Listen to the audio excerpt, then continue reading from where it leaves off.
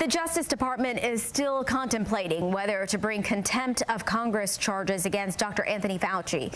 It was Kentucky Senator Rand Paul's committee that made the recommendation along party lines. It's the result of Fauci pleading the Fifth more than 100 times in front of a Senate committee recently. WAVE News anchor Scott Reynolds talked with Senator Paul this morning about why he's pushing for Fauci to face contempt.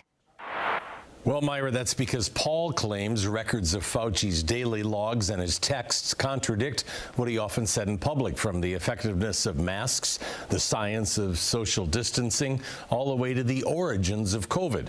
Paul highlighted a Fauci note in 2020 that the first infection did not come from a wet market, but not saying that publicly.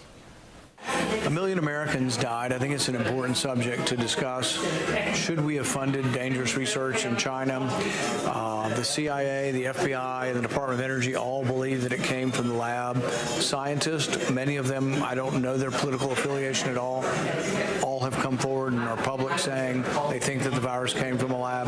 These are important discussions because we have this as an ongoing battle in our country. Should we fund dangerous research in foreign countries?